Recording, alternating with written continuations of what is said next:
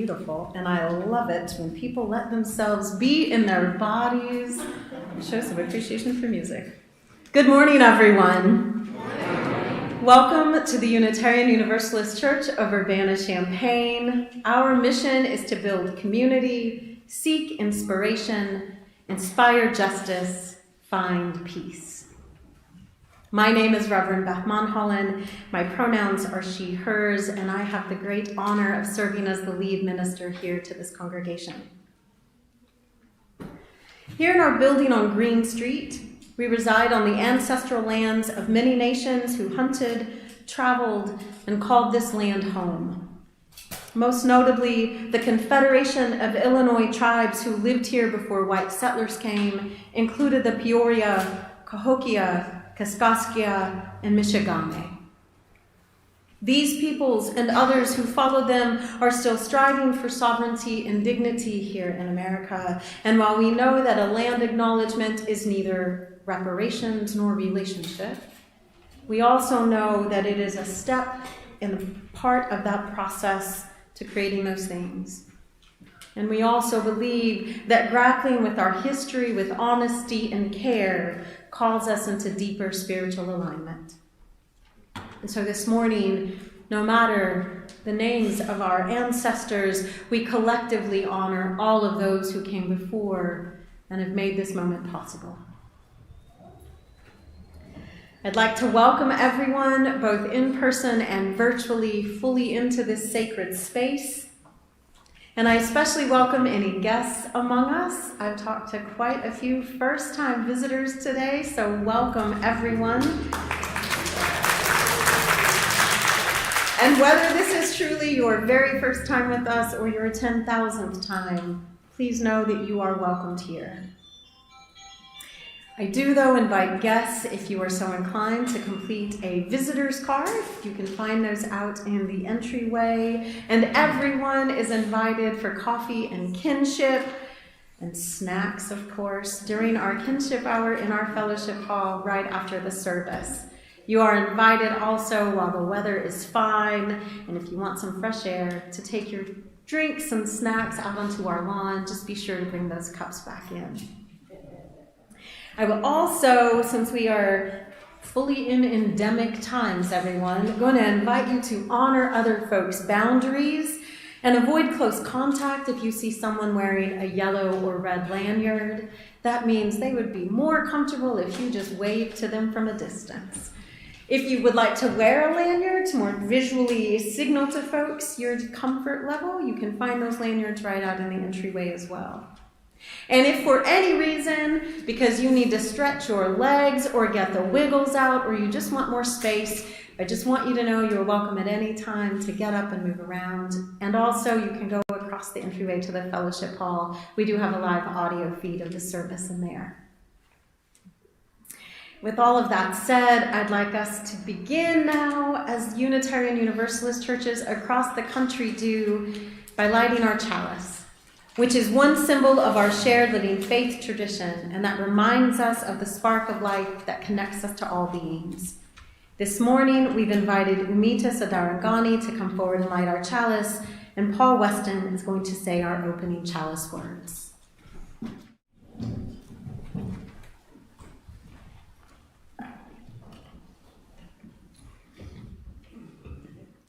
Connection is the energy that exists between people when they feel seen, heard, and valued, when they can give and receive without judgment, and when they derive sustenance and strength from the relationship.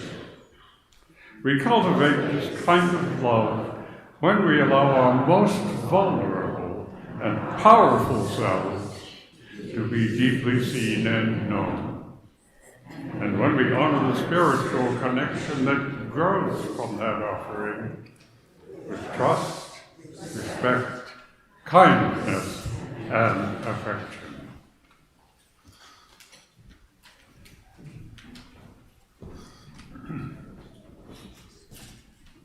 And now I invite you to rise in body or spirit for our opening song, "This is My Land," number 159 in the gray hymnal. Tanya Hodges will lead our music this morning.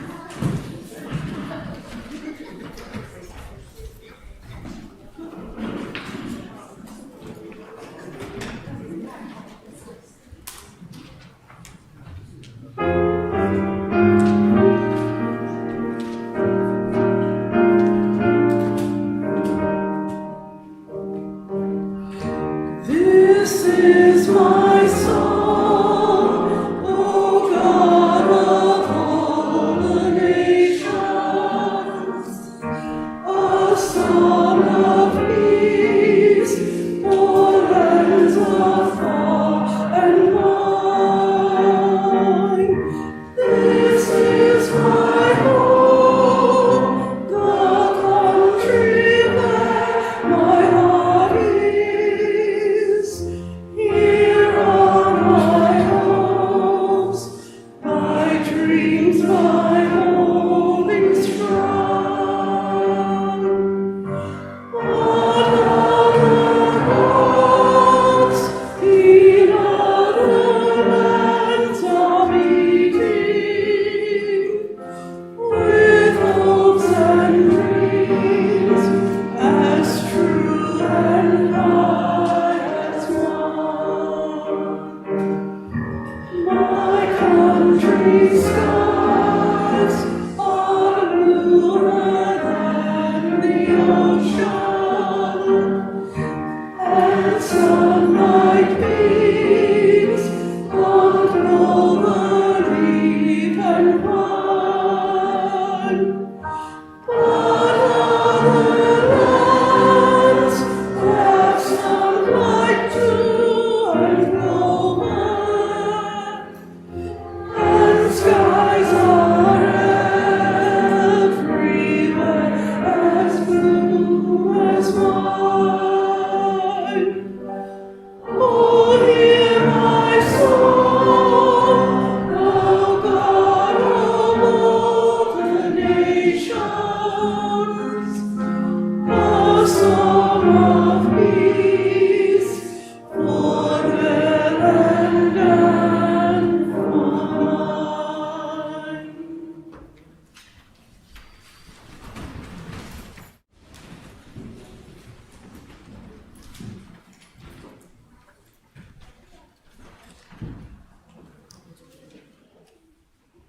We have now a time for all ages, which in many UU churches, including this one, often means we have a story time for you. And for those who don't know, I'll say this, our REE program, that's our Religious Exploration and Engagement Program, is completely sustained by amazing volunteers. And many of them do indeed work in the classrooms with our young people every week. But others work behind the scenes doing wonderful things, like organizing the fabulous library on our lower level. And earlier this year, our Social Action Committee worked with RE to buy some fabulous new children's books, and this is one of them, All Are Welcome. But rather than me read it to you today or have someone else, I found, thank you, Internet, a wonderful video of someone else doing that. So we are going to listen to this fabulous story about All Are Welcome. I invite you, as you listen to this story, which describes a fantastic school somewhere, to think about when you maybe have experienced the kind of welcome that this book imagines and describes. So we'll play our video, and once it is done, we will invite our children and youth and all of the volunteers to head down to their classrooms, and those of us who remain in this room will sing the first 3 verses of Enter, Rejoice, and Come In. But settle down, everybody take a deep breath, and get ready for a fabulous story.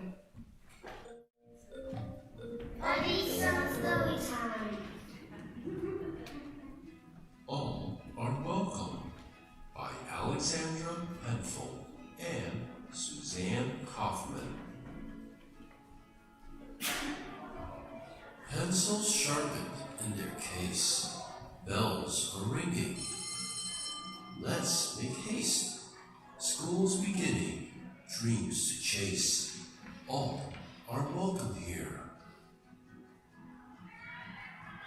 no matter how you start your day, what you wear, when you play. Or if you come from far away, all are welcome here.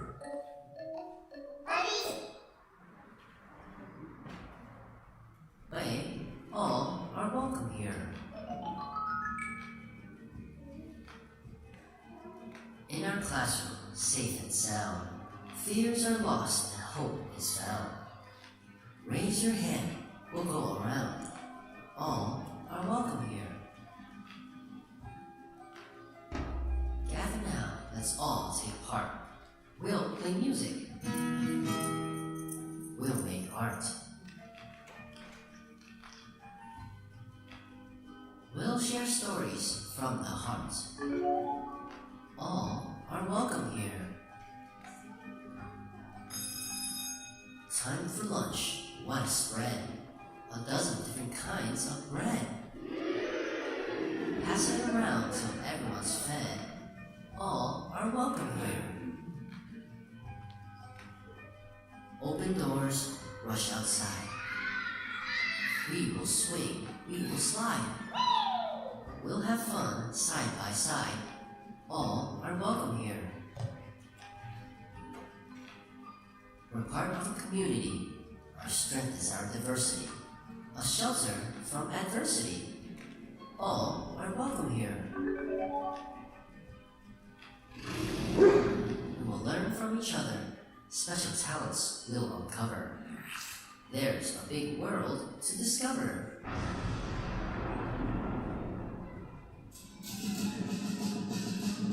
All are welcome here.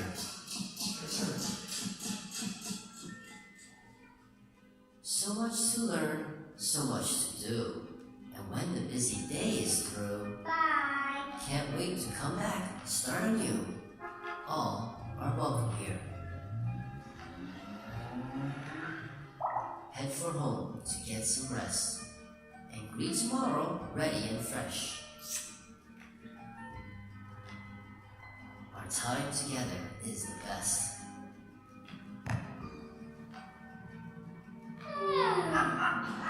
All are welcome here.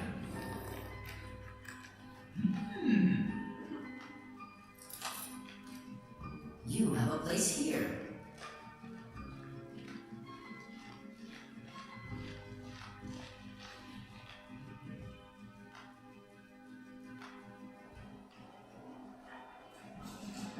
You are welcome here.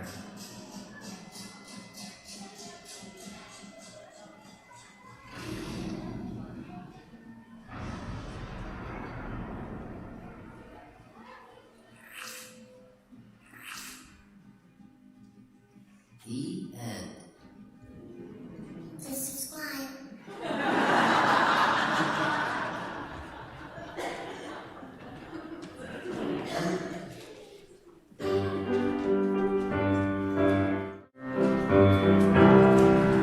Enter, rejoice and come in. Enter, rejoice and come in. Today will be a joyful day. Enter, rejoice and come in.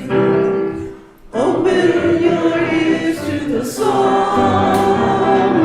Open your ears to the song. Today will be a joyful day. Open, rejoice and come in. Open your hearts, everyone. Open your hearts, everyone. Today will be a joyful day. Enter, rejoice and come in.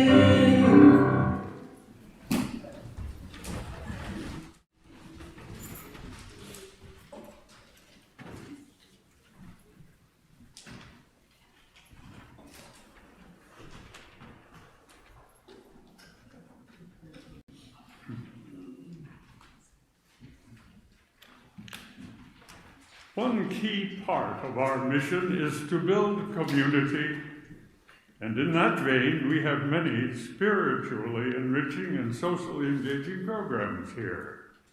There are many opportunities to connect in the community within these walls and beyond it.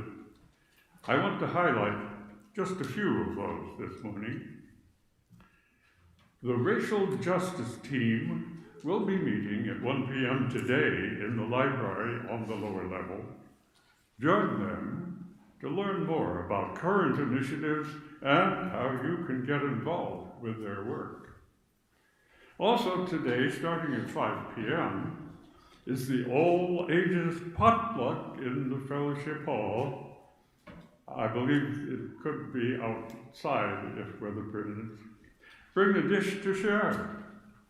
To reduce waste, please bring your own table service, plates, cups, utensils. Beverages will be provided. And next Saturday is the annual Pride Parade and Festival. So make plans to join the parade, watch from the church lawn, and visit us at our booth. Be sure to read your e-news for more announcements and opportunities to connect and grow.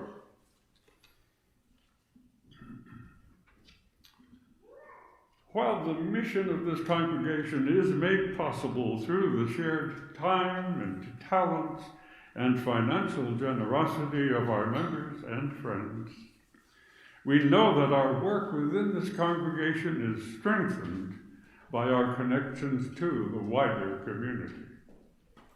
To live into the spiritual practice of generosity and interdependence, we share a portion of all non-designated offering funds each week with the organization whose values align with ours.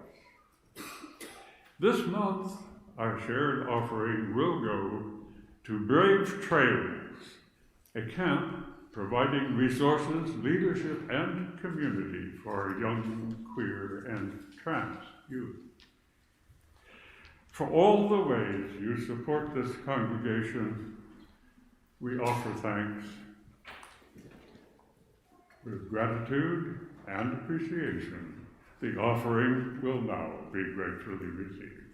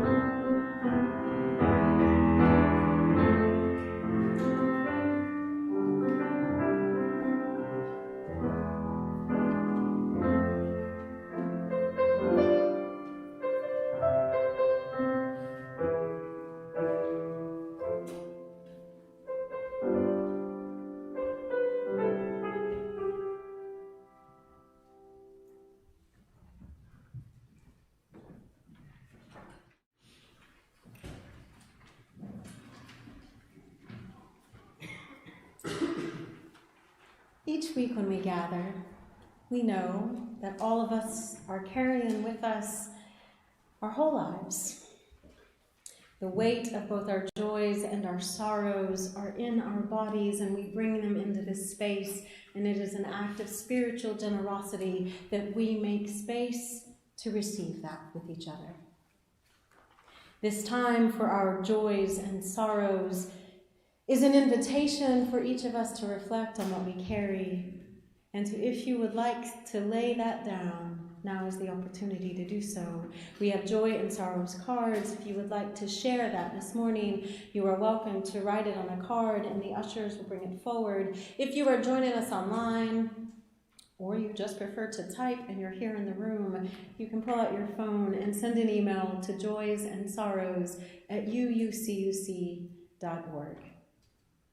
We know that in sharing, our sorrows may be lessened and our joys become more abundant.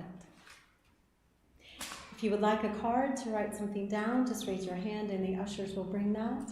And as we give folks time to reflect on what they might want to say, either on the card or submitting it online, we will collectively sing our blessing song, May the Long Time Sun. As we're singing that song, I also invite folks here in the room, if you feel so moved, to come forward to our altar table. And if you would like to drop a stone for your sorrow or a petal for your joy into the water bowl in front of the chalice, now is the time to do so.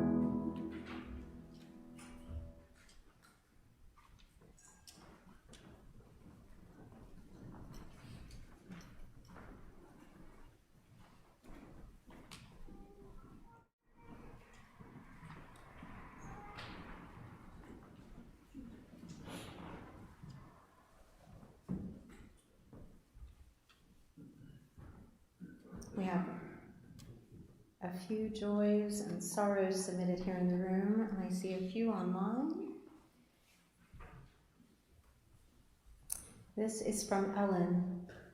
I took my best friend who is suffering from Alzheimer's to a circle of friends for the first time. I hope it gives her some joy in her days. This is from David. This is a concern. My sister Barbara will be getting, I should know to take my glasses off, will be getting a second new hip, and she's worried.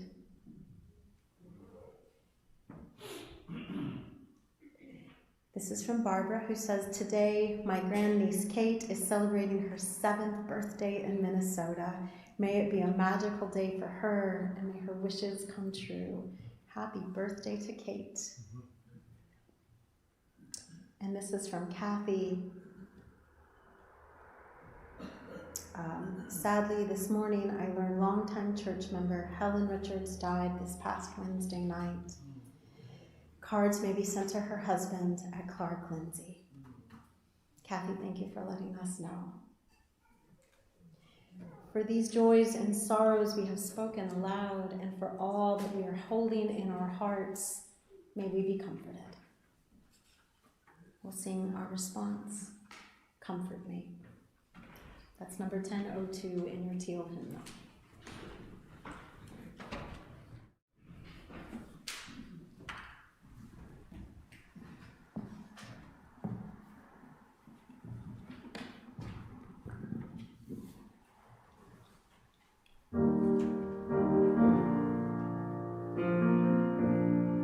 Comfort me, comfort me,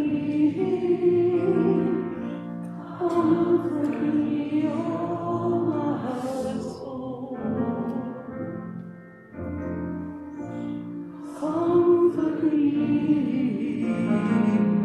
comfort me, comfort me, oh my soul. Sing with me, sing with me, sing with me, oh my soul. Sing with me, sing with me, sing with me, oh my soul.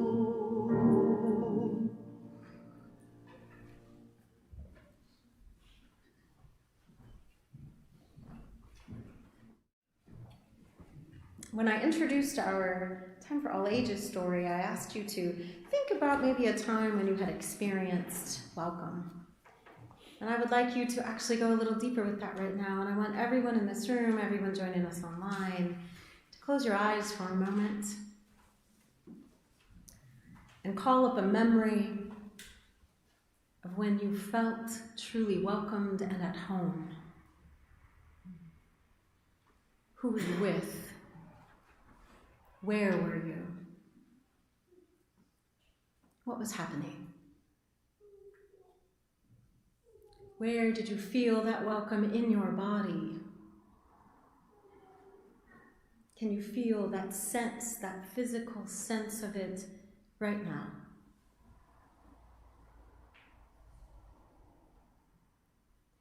Welcome is a tricky thing.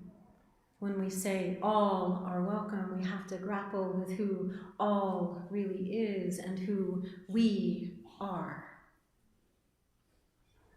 But I am hoping that all of us have had at least a moment where we felt it in our bodies, what it is to be welcomed home. I want you to hold on to that, and we are going to hear from a few folks in this congregation what welcome means to them. First will be an audio clip from Ursula, and then Umita and Juan will come forward as well. Ich fühle mich wie zu Hause, wenn ich von meiner Familie und lieben Freunden umgeben bin.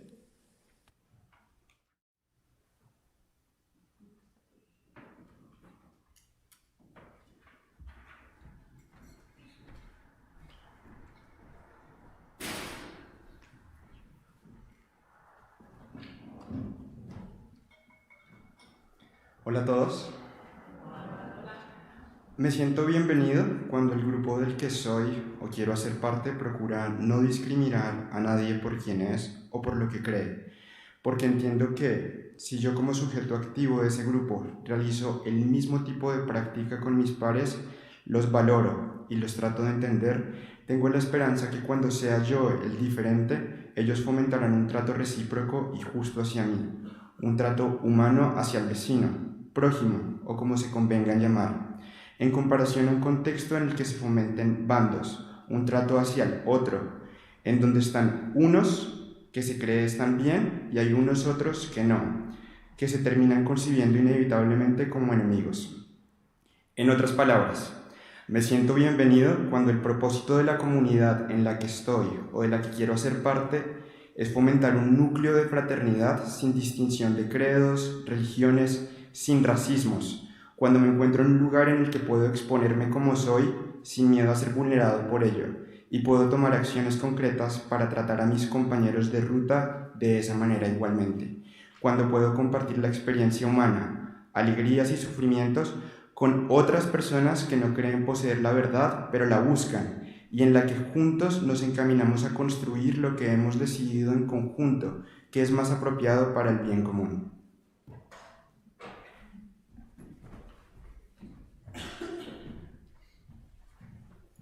नमस्ते।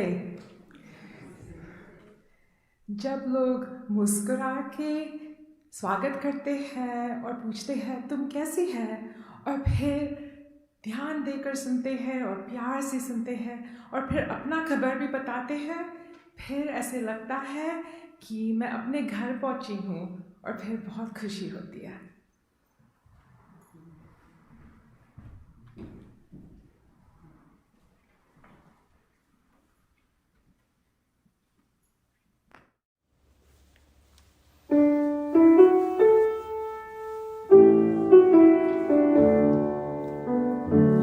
Draw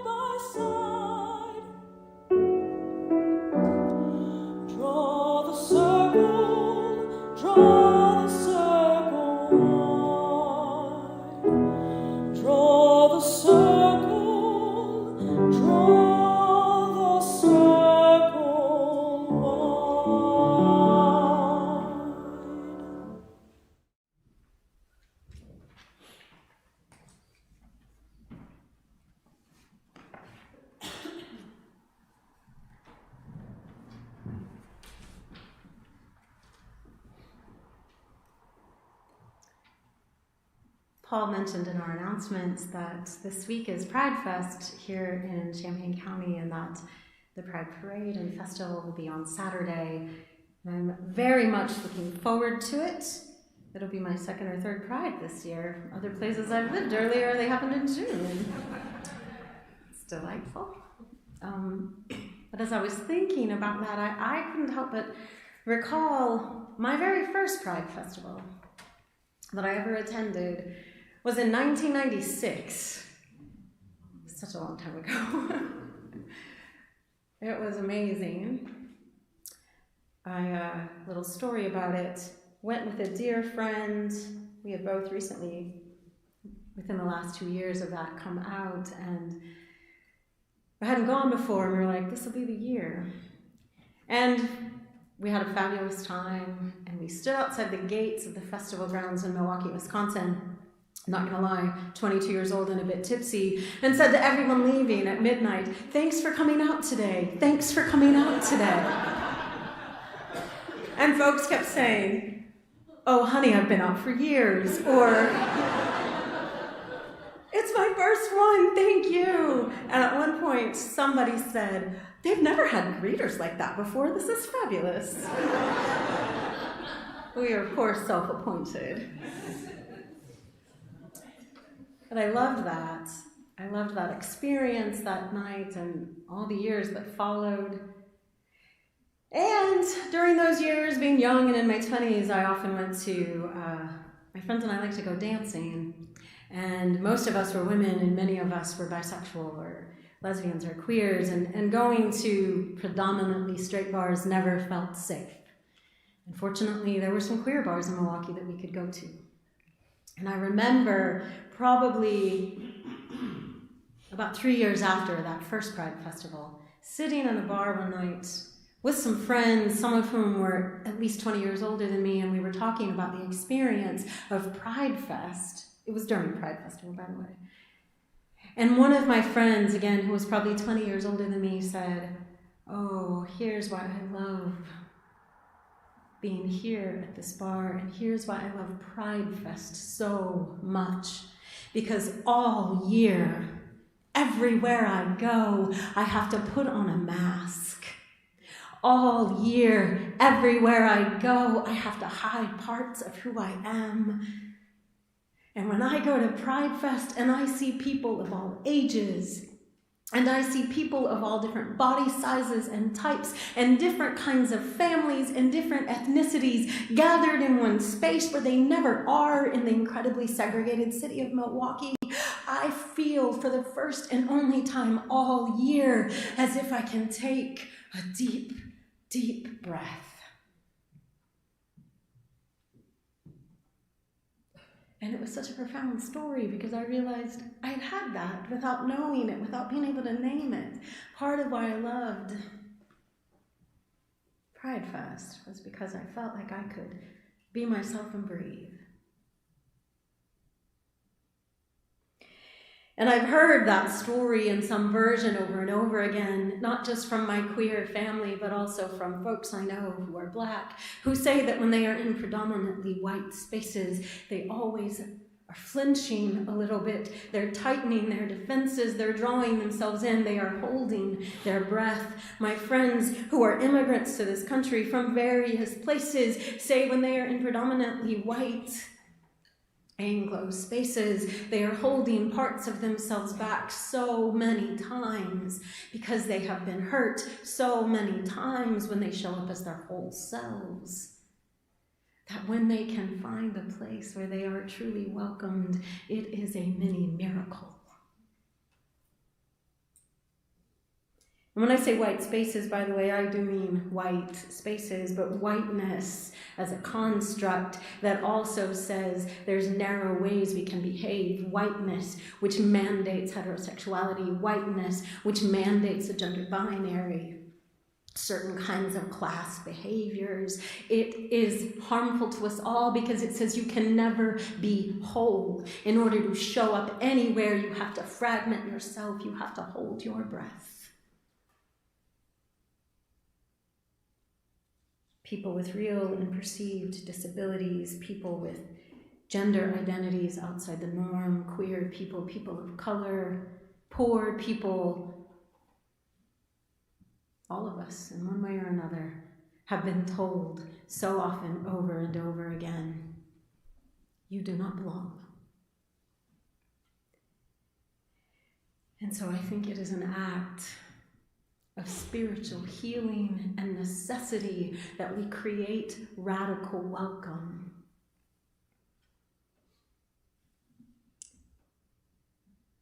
Back in 1996 and 99 and 2004, all the years, I could not imagine a church space that would welcome all of me, all of you. And it was a miracle to find such a space and to know that Unitarian Universalists in their welcoming weren't the only ones. But how sad that so many of us are seeking it and not finding that kind of welcome.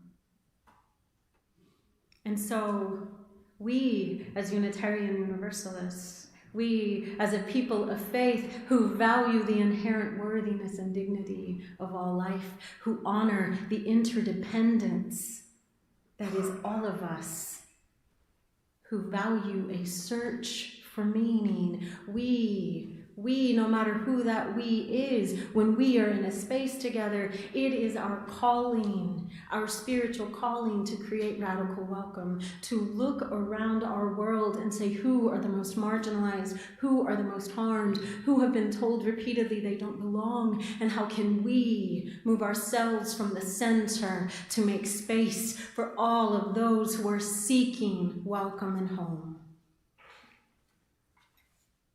It is uncomfortable if you are in the position of finding home and liking just the way it is.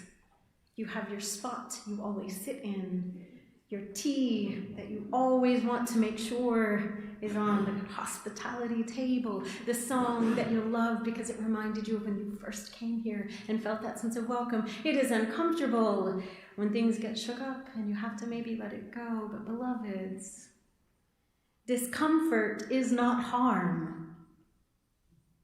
Discomfort is the growing pains of transformation that radical welcome calls us to create. And here's what I've learned over my years of experiencing welcome, of being denied welcome, of being in the center when someone else is seeking welcome, is that other people's wholeness actually make space for my own.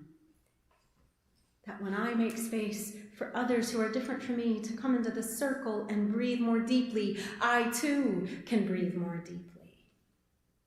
And so even if I am uncomfortable for a brief moment, let me interrogate that and say, is this discomfort or harm? Am I uncomfortable because a new idea has entered the space?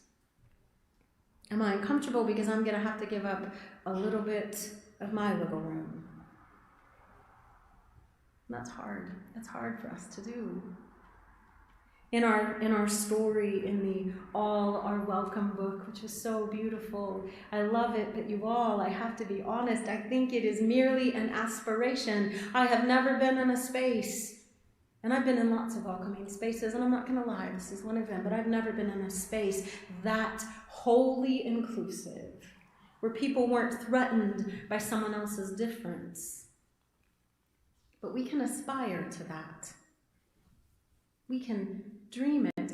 And as a people of faith, as Unitarian Universalists, we say we are committed to building beloved community. And y'all, this is what it's about, that everybody's welcome. Our mission here at this church says we will build community. And so it behooves us, one of my favorite words, behoove, but it's true.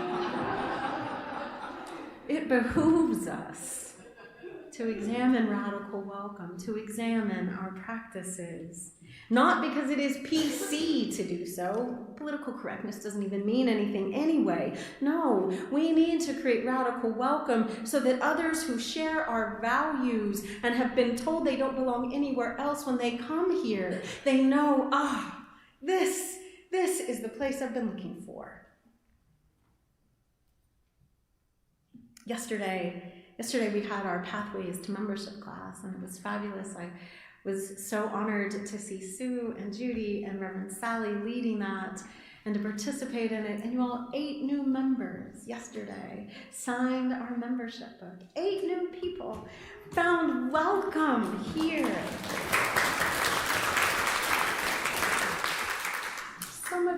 Some of them are here today. I won't make you stand up and out yourself. Find them during coffee hour. I'm not here to embarrass people, but I'm here to celebrate that. We've made welcome so that folks who've been lifelong UUs, folks who've been UUs for decades, people who just discovered Unitarian Universalism 4 months ago were like, this is what I've been looking for. This is the welcome I have needed and longed for. And I can't help but think, as I interacted with those people yesterday, as I talked to new visitors here today, as I have every week that I've been here with you, how will these people change us? Yes, we have made them welcome, but how will they change us? Because, as Unitarian Universalist minister Lisa Presley once wrote in a brilliant essay about radical welcome, you can find it on the UUA's website, but Reverend Presley says, radical welcome extends beyond simply letting folks in the door. It also means that the congregation is willing to be changed by those who come in. How are we willing to be changed by those who come in? In order to answer that, we have to examine our own power. The we that we use so often is actually a tight circle. It means the we who think exactly like me, the we I've known a long time, the we I'm most comfortable with. That's just human nature, everybody. There's nothing bad about that. But when it goes unexamined, we miss the opportunity to say, oh, we have been in the center. We hold power here. And we need to let it go for transformation to happen.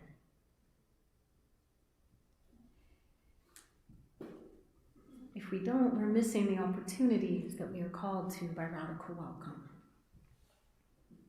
And I want to be clear that when I talk about being transformed, when I talk about new people and new ideas coming in to change us, I don't mean changing the core of our values. I mean changing some of the ways that we behave. Maybe we'll have new music that we're not familiar with. Maybe we'll have different practices in worship that make us uncomfortable and quizzical, that challenge us. Maybe there'll be languages spoken with no translation that we do not understand.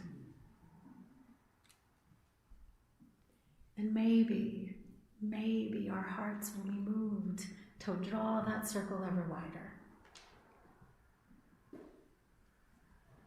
Maybe we'll be challenged as UUs to let go of ideas that we have, sometimes, usually, without realizing it turned into dogma. And when we do that, we can get out of our comfort zones, because that is what radical welcome, that is what our faith movement calls us to do. When I was an undergraduate student, I minored in theater. Theater was the center of my entire undergraduate life. But I went into college as a first-generation college student. I was a first-generation high school student. I felt so out of place most of the time in school. I felt floundering and that I had to hide. Imposter syndrome was a giant thing I carried on my back. Some of you are nodding. I see you have that familiar experience. But in my 3rd year of college, in the theater program, a group of us were directing projects. Early in the fall, we were holding auditions, and our director said to us, as we, this group of about 8 or 9 people who'd known each other by that point for 3 or 4 years, and we're so excited to see each other, excited to get our year started, excited for this theater project, and we were hugging and laughing and kissing and catching up, and the director said to us, y'all, new people are gonna walk through those doors soon, and you need to break this up. if you want them to be welcome. And I didn't know how to feel about that at the time because I missed my friends and I felt most comfortable with them. But I heard what he said because what that moment taught me was that sense of welcome and at home that I felt there in that circle. If I wanted others to feel it, it meant I was going to have to widen that circle. It meant I was going to have to step outside of where I had grown into who I was. I felt seen by those people. And I needed then to know that I was wielding power in that moment. Although I was 21 and felt powerless, I had power in that moment. And I had power to make others feel welcome. We have power here. And we need to look at that honestly and decide how we will wield it to either keep people out or to let people in.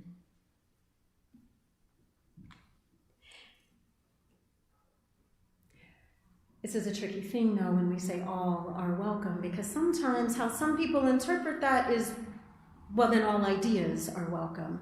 And let me be clear, I have not once said all ideas are welcome. I have said all people are.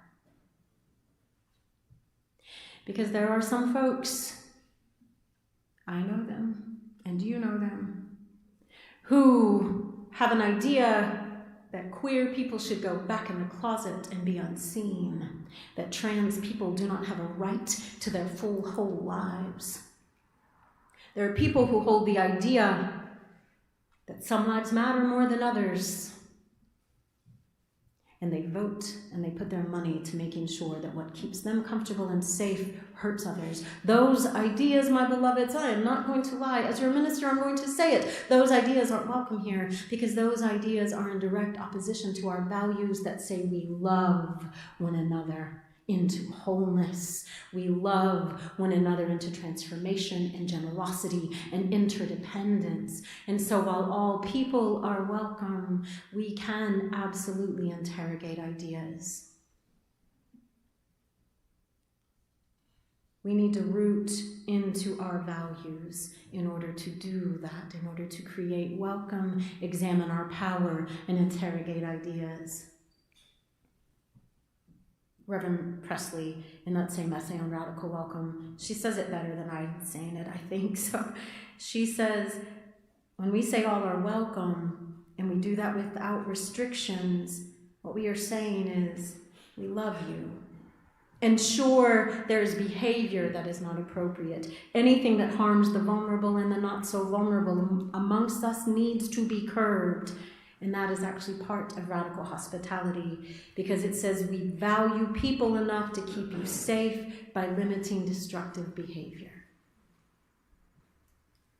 If I love you, if I'm creating radical welcome, then it means that I will curb destructive behavior when it shows up in me and myself. I will examine power, I will interrogate ideas, and I will allow myself to be uncomfortable when a new language is spoken, a new idea is shared, when someone tells me a pronoun I haven't encountered and says, this is who I am, call me this. It is love. It is love that calls us to welcome people's wholeness. And if someone has an idea that Jesus is God, or they pray to Allah 5 times a day, or they meditate and reflect on Buddha, or they're a humanist who believes in no God at all, and yet those people can share our values that center love and wholeness. We can make space for those ideas around our rooted shared values. And we can, in doing so, not just draw the circle wider, because as much as I love that song and that idea, I did a tattoo of a tree of life that is often a full circle, but I did it with an open circle, you all, because what I think we need to do as Unitarians is actually not draw the circle wider, we need to open the circle up. Because when we open the circle up, then we have what I and my queer friends experienced all those years ago. Wholeness and the chance to breathe deep. May we all find that in the days to come.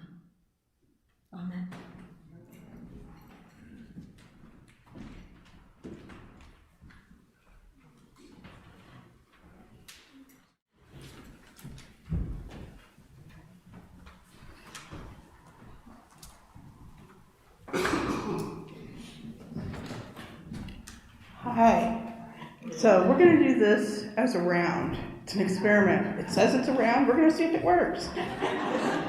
So we'll sing it through as written with repeats. And then your group 1, your group 2, we'll meet somewhere at the end with 1, okay? Stand as you're able and willing, and let's try it. I'm sorry? The first one, repeat or not repeat? With repeats the first time? Yeah. We're tough. We can do this.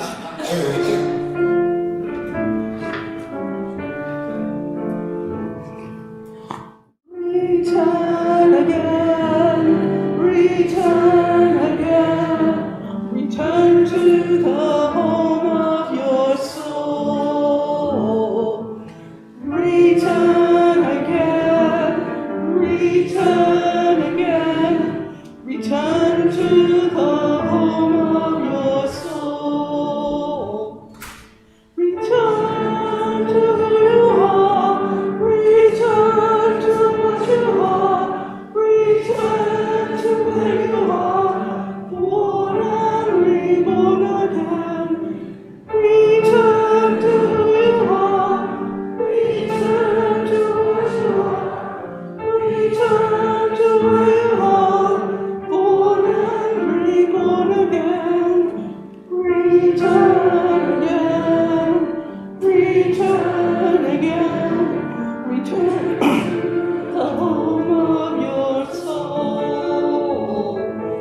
Return again, return again, return to the home of your soul. You go on, you start. Return to who you are, return to what you are, return to where you are, born and reborn again. Return to who you are, return to what you are, return to where you are, born and reborn again. Return again, return again, return to the home of your soul. Return to who you are, return to what you are, return to where you are. Last time. Born and reborn. I don't know. Good job. It just drives me crazy when there are rounds and people don't actually try it as a round. Thank you. Thank you, Tanya. Thank you for serving as our song leader this morning, and thank you, Paul, for serving as our worship leader. Beloveds, may you each week when you come here know that you are returning again and again to the home of your soul. And will you make that home more whole for all those who also return here, even if it's for the first time. We'll extinguish our chalice this morning, and then we'll sing our recessional hymn number 168. I invite you, if you want, to say the words aloud with me. They're on the screen in your order of service. We extinguish this flame, but not the light of truth, the warmth of community, or the fire of commitment. These we carry in our hearts until we are together again.